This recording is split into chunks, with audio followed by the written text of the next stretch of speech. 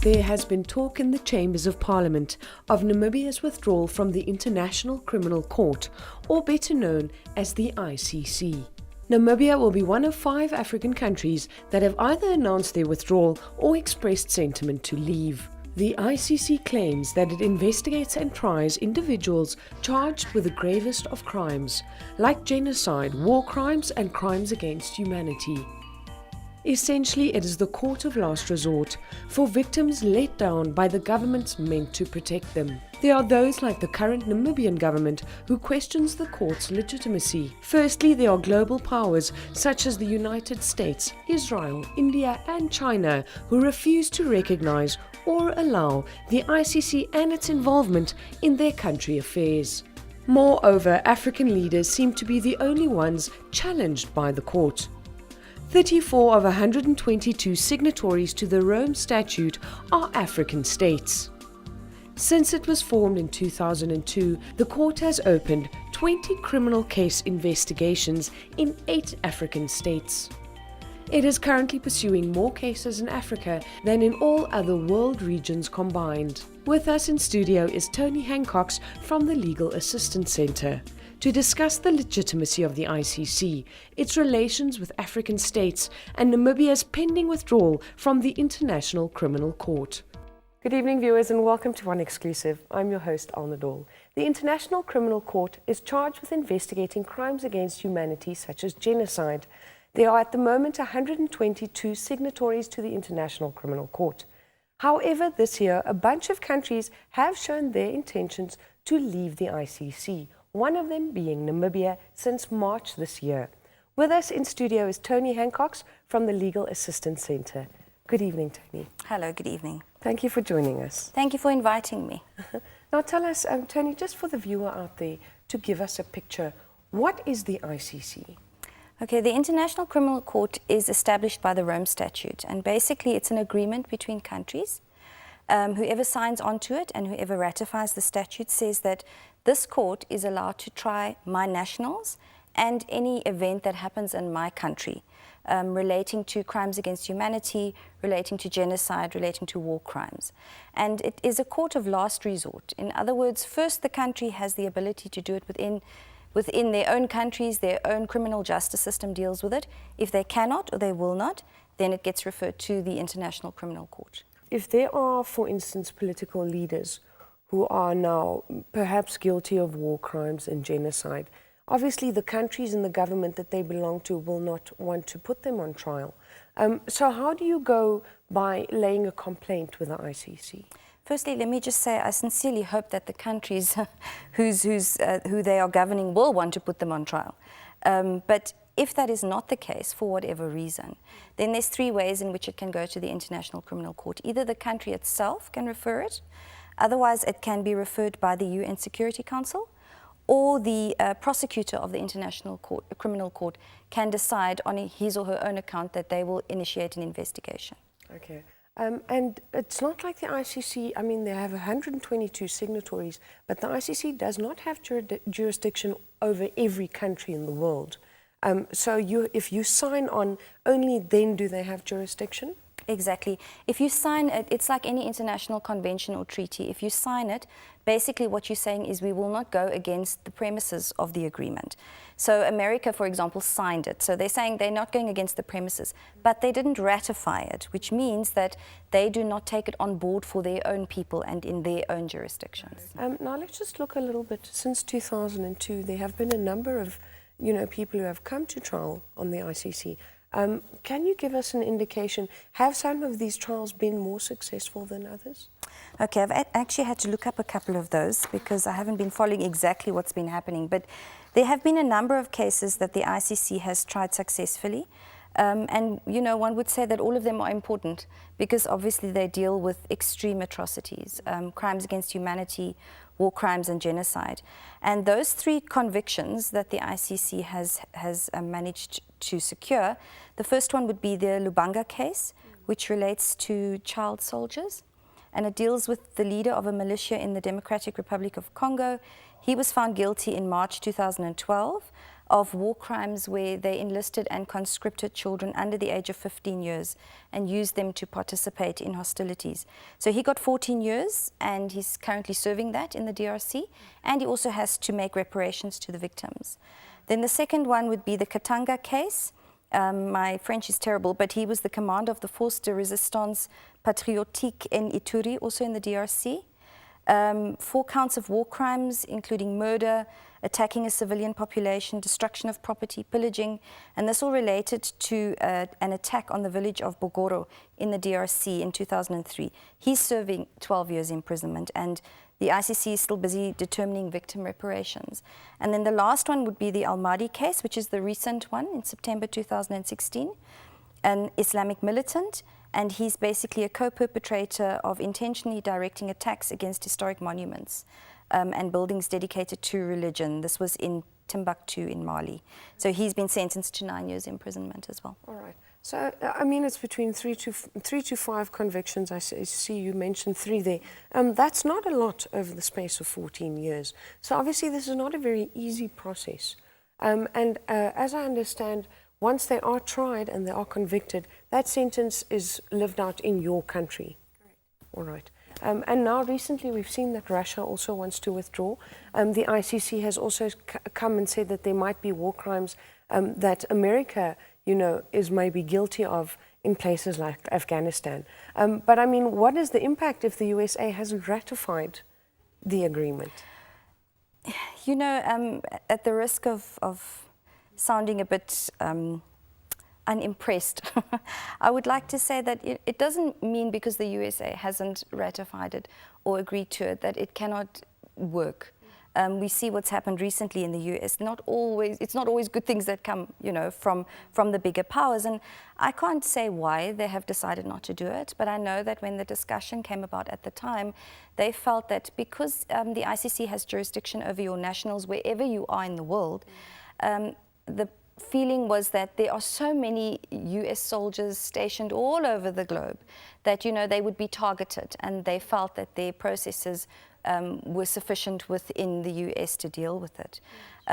But, you know, the problem with the ICC, I think, is that they are reliant on the countries who are signatories. They don't have their own police force, for example. So once they have decided they're going to charge someone and so on, then they need to rely on those countries that are part of the ICC to enforce, you know, the warrant of arrest, for example.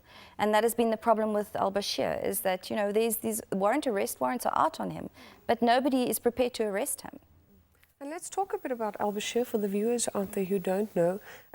He was a Sudanese leader, or he still is, as far as we know. Yes, and he is one of the few people that was still in power when he was indicted by the ICC. He showed up in South Africa for an AU conference, and there was even pressure from the Pretoria High Court placed upon government to extradite him.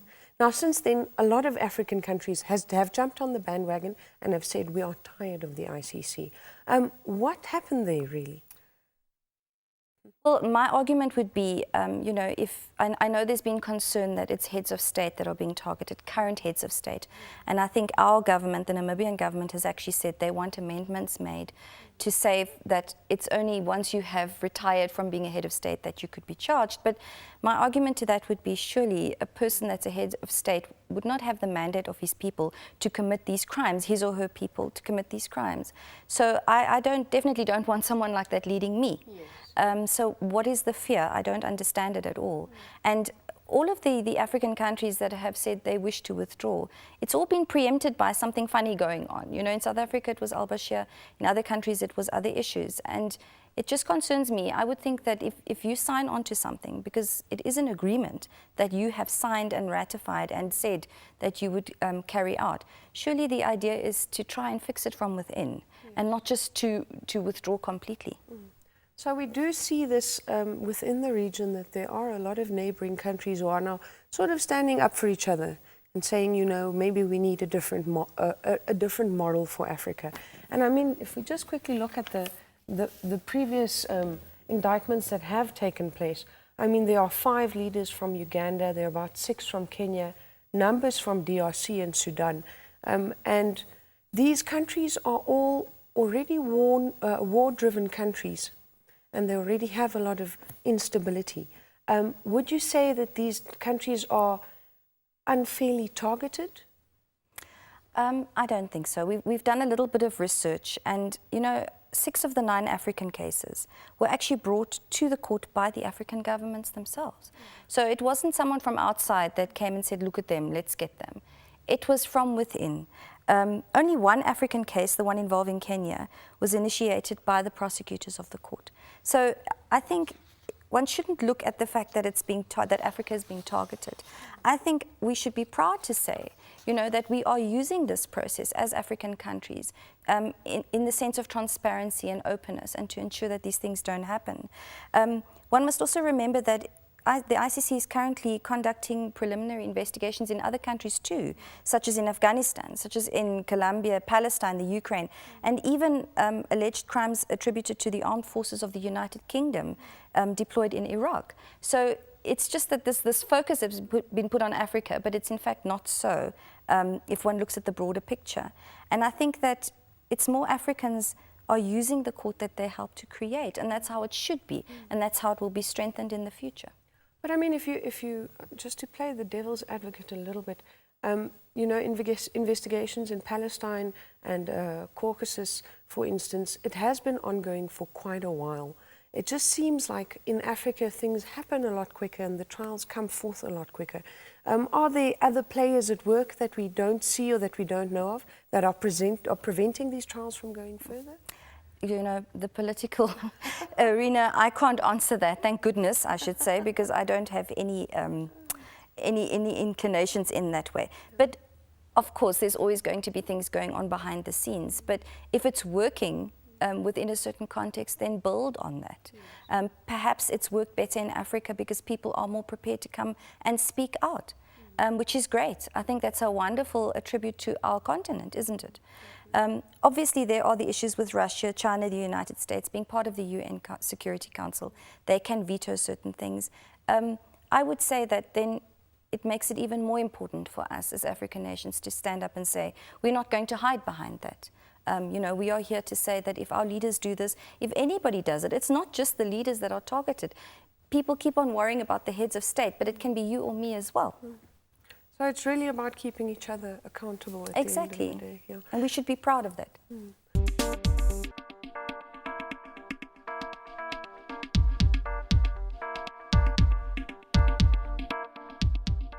Does the ICC have an African problem? The ICC is currently pursuing more cases in Africa than in all other world regions combined.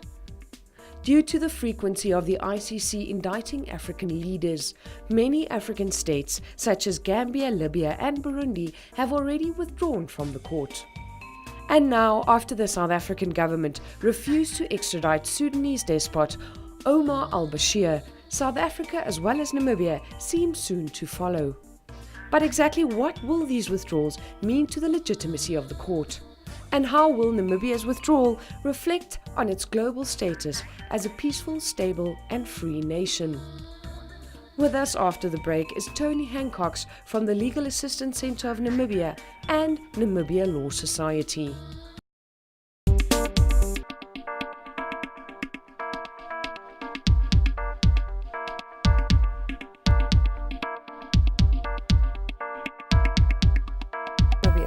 In March this year, Minister Ndaitwah made it very clear that Namibia, or that the state, has the intention of leaving the ICC. Now, the Namibia Law Society, you guys have been talking about this. Tell me, what are your feelings about Namibia's departure? Yeah. Look, there were a couple of reasons put forth by the minister. One of the things was that our judiciary is strong enough to deal with it. And in the beginning, when we joined the ICC, we were not. And my answer to that would be, that is so. I have full faith in our judiciary. That's the case now. We don't know how it's going to look in the next 10, 15, 20 years. I mean, we've seen some things already in the newspapers where politicians are saying, if certain things don't change, we could be looking at civil strife, etc. So we don't know how it will look in the future. And it's just a backup, really. At the end of the day, the judiciary gets the first bite at the cherry. They get to deal with it. It's only if they cannot, or they will not, that the ICC steps in. So for me, it's something that should make us as Namibians feel proud to say, whatever happens, it's not going to happen on our turf, okay? And the second thing is the issue about its heads of state that are being targeted. And like I said before, I don't want a head of state that is going to commit such atrocities. I really don't. And I don't think that the majority of Namibians would want such a head of state either.